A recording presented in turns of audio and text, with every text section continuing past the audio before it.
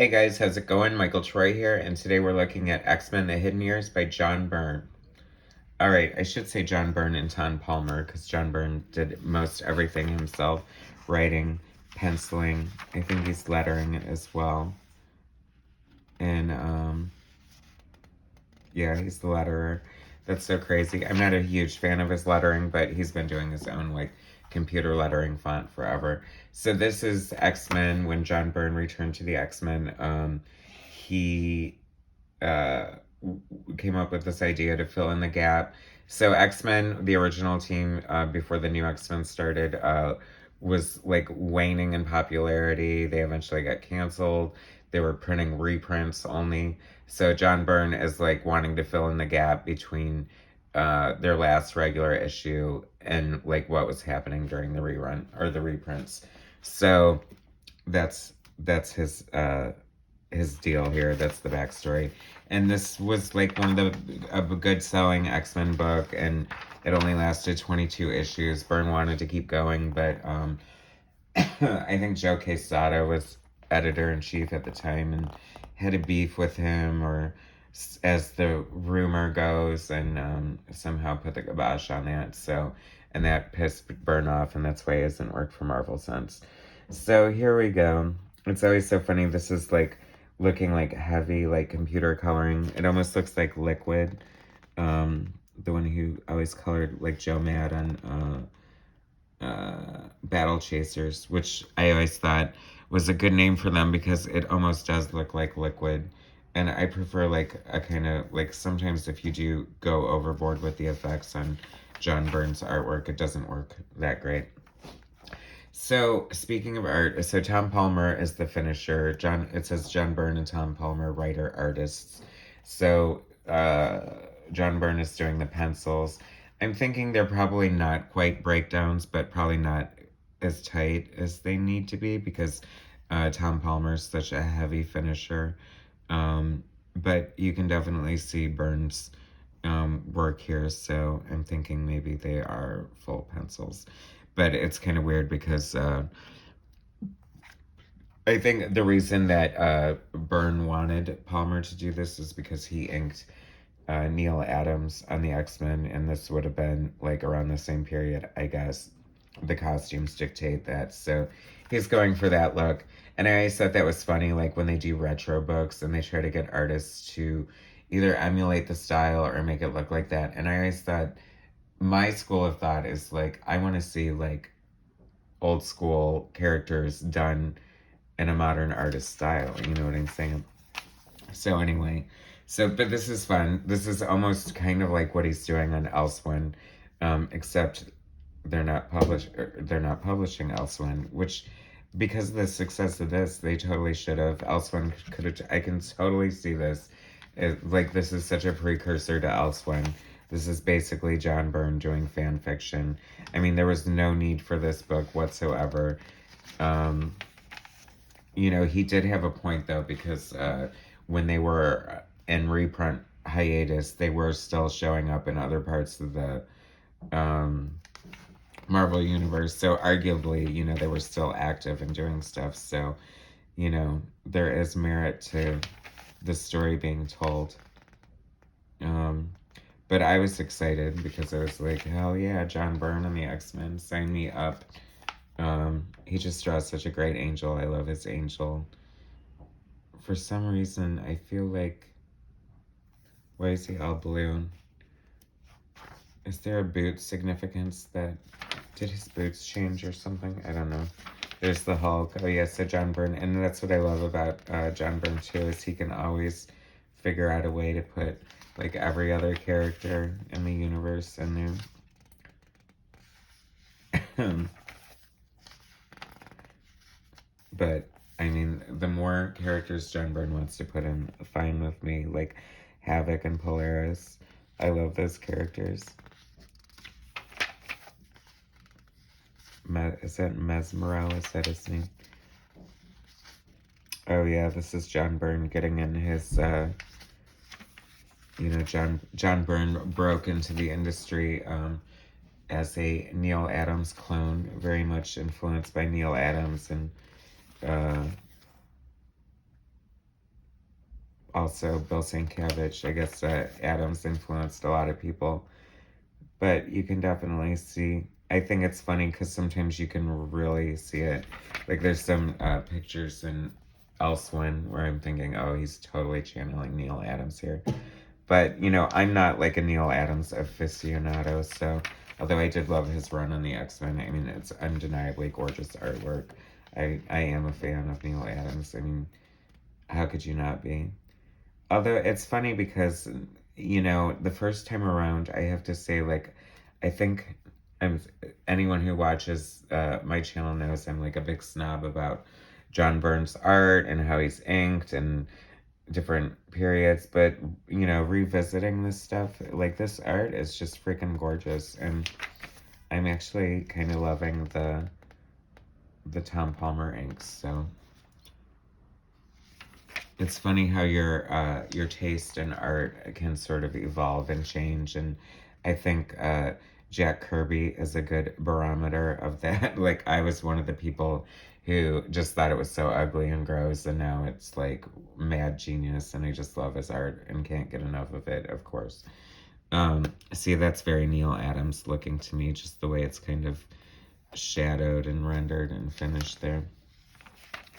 So some people say that John Byrne doesn't draw backgrounds, and I don't know where they get off saying that because just look at all this background. It's so good. I love, one thing I do like about Tom Palmer's inks is he uses a lot of these little zipatone patterns.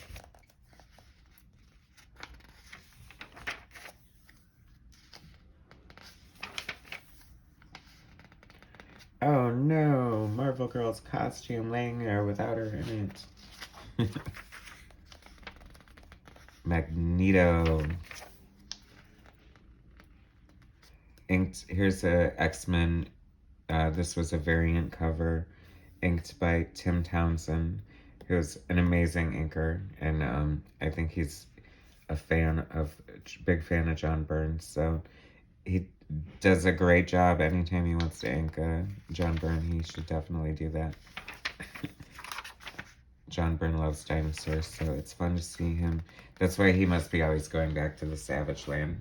His love of dinosaurs. I mean, that's kind of cool that the Marvel Universe has a go-to place for dinosaurs if you ever want to tell a dinosaur story. See, this is John Byrne's like computer lettering, and I think he probably did his titles by hand. And I love John Byrne for that. Even in Elsewhere, he still titles all his books, and it just seems a little passe, but I mean, I think that's one of the coolest things about comic books. Is, I don't know, I just like the little flourishes like that. I just love his angel. He draws, like, this is a great iteration of the team with their costumes. I really like this. The Neal Adams, I believe they were Neal Adams costumes. Here's a fun, interesting note. So, in case you guys weren't aware of this, apparently Byrne was a fan of the show Friends, and this is Rachel and Monica's apartment right there. And you can totally tell, like, that's their little terrace or whatever. And how they have the kitchen off to the side. Too bad we don't get a view of the front doors so we can see if it has the frame on it. I mean, you know, of course, I love everything that John Byrne draws, but he just draws everything so cool. I mean, even someone's fancy living room. I just eat up all his art.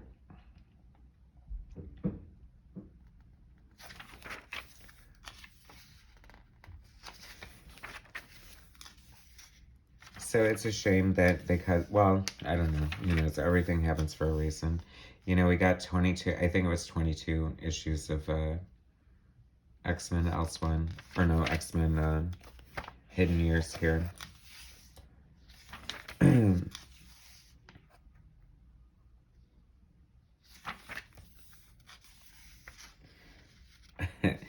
always thought it'd be funny just to have someone's astral projection showing up and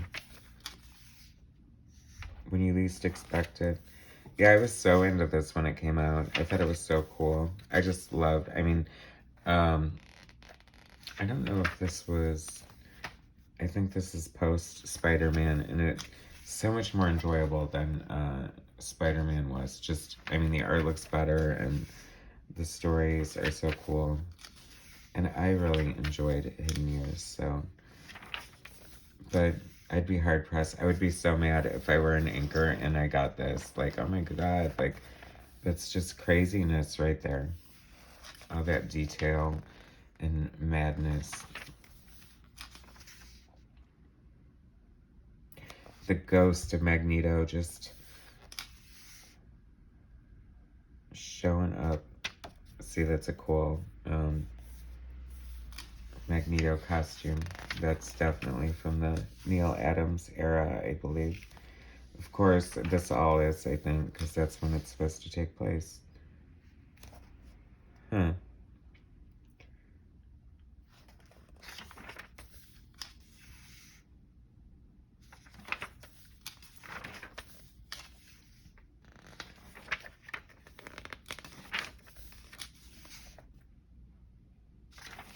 It's funny.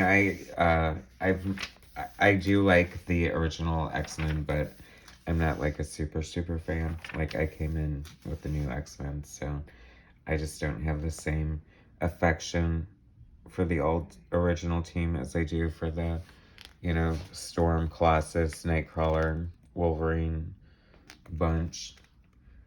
Not to say I don't like them, especially it is always enjoyable to have Byrne. Byrne always draws the best robots. And if you're wondering about this X-Men Elsewhere fan fiction I'm talking about, you can get it on byrnerobotics.com, John Byrne's website, for free, and it's awesome. Full pencils, X-Men, what would have happened had Jean Grey survived. Very cool Kazar there. I mean, you can't very well go to the Savage Land without Kazar showing up, can you?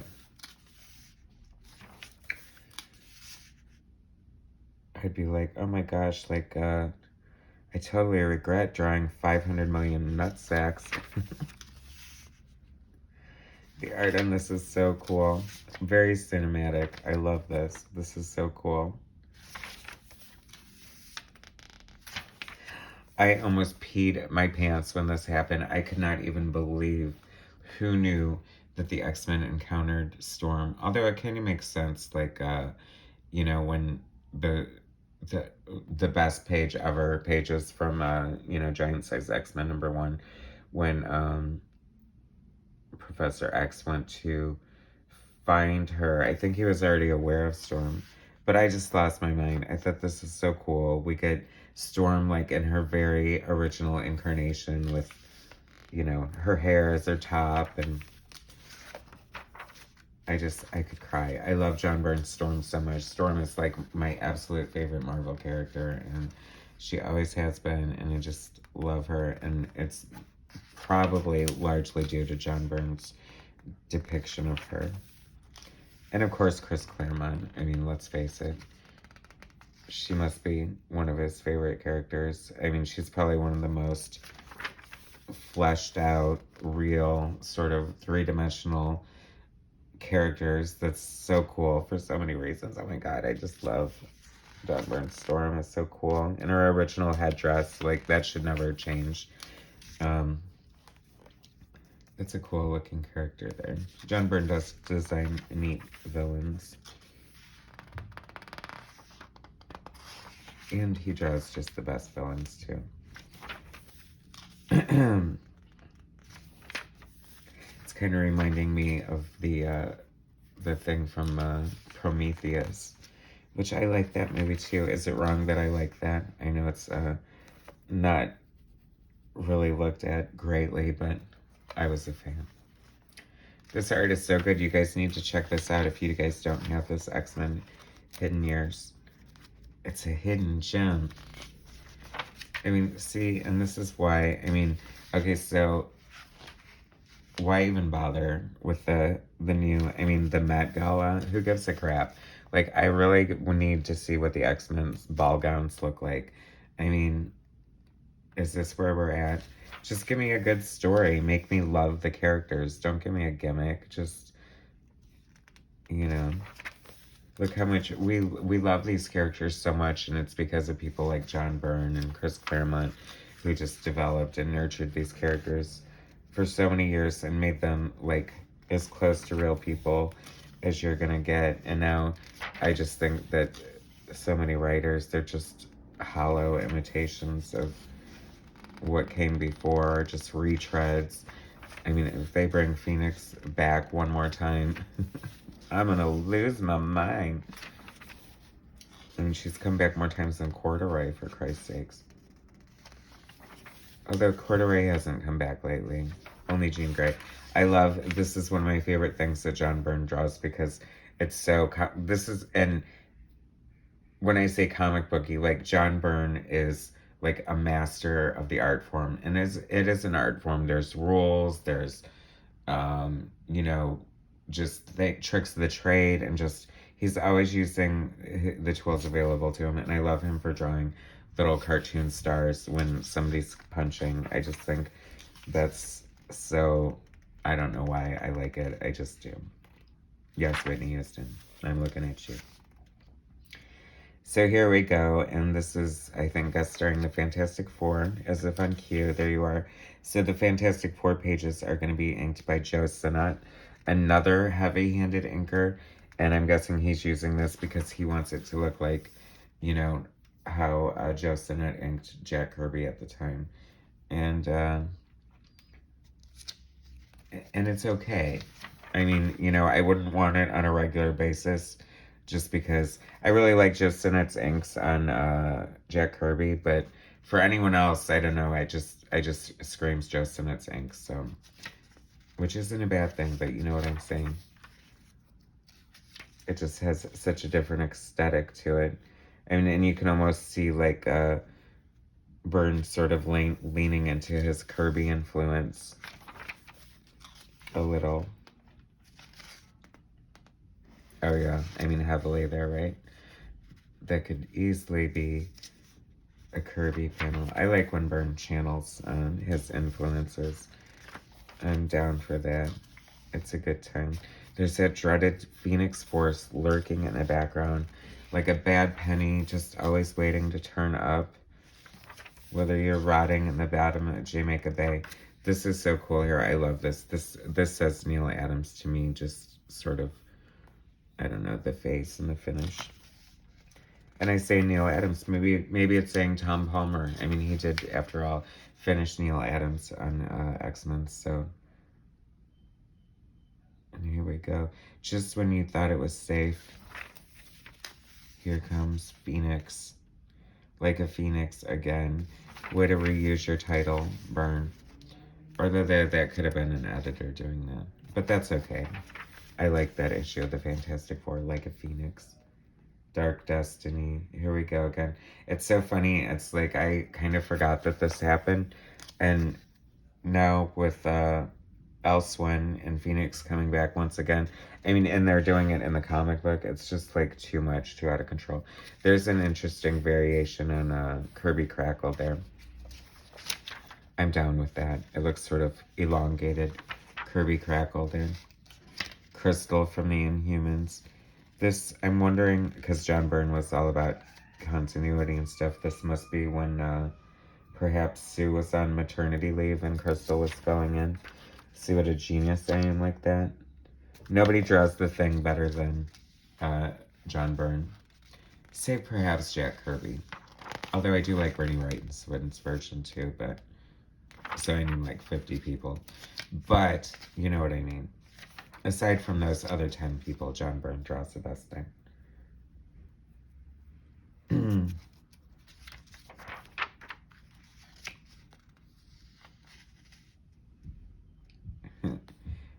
Iceman's outfit's interesting. Gee, that,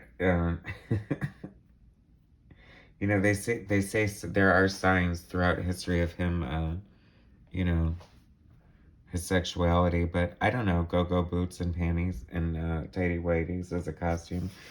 Sure.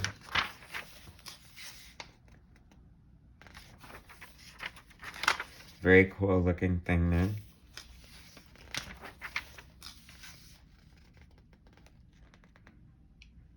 John Byrne likes to put children in his stories, and I say thee nay. I don't think kids add anything at all to comic book stories. Or do they? Of course, I'll think of 50 once I'm done recording. That I love. Like, I did love Power Pack. And Franklin Richards, it's fine. See, here I go contradicting myself immediately again. That's why, feel free to, you know, question my opinion, because I'm always open to, you know, different points of view. God knows, it pays to have an open mind. Especially when it comes to comic books. I mean, you can definitely be swayed. And, I mean, have you ever, like, I guess I'm, like, always the biggest proponent of, like, pushing my movie tastes down people's throats. Like, if I see a movie, like, I'm just, like, the biggest mouthpiece for it until everyone I know sees it. So, I feel like that's what I'm doing with these comic books, too. Making you guys want to read them. Because why wouldn't you? I mean, it's John Byrne on the X-Men. And Blob looking all blobus. Sentinels. John Byrne loves the Sentinels. They show up a lot throughout his work, it seems. They had a pretty big role in X-Men Elsewhere on ByrneRobotics.com. Oh, so this is the last issue of this trade. I guess I'll have to get the next one too. I mean, I know I have the single issues somewhere, but I mean, nobody draws Magneto's helmet better than John Byrne. I just love it. I remember trying to draw it like Byrne when I was first starting out drawing comic books and stuff. That's so interesting that Bobby's costume is basically just underwear and boots. I mean,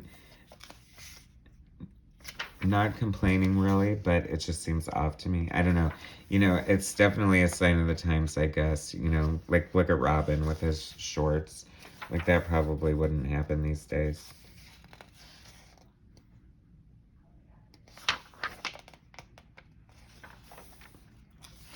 Oh my god, that is so cool. Look at all that fire and brimstone.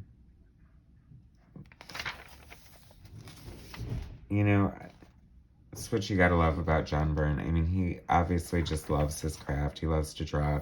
He doesn't have to draw, like, every single, like, little blade of grass in here, but damn it, he does it. I mean, if you could take inspiration from somebody, take it from John Byrne. He gives till it hurts when it comes to comic book art. And there goes those stars that I love so much. Actually, I'm kind of cool with these colors. I like, I think they did a good job. Maybe I should, see who did that. Does it say? Colorist Gregory Wright. Oh yeah, he's a good colorist. Duh, right? No pun intended.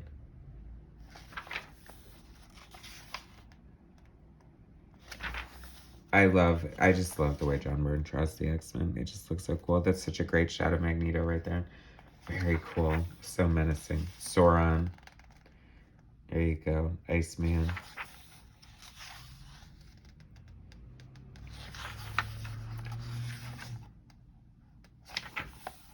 Oh, and just for good measure, out of nowhere, just almost at the finish line, an appearance by Neal.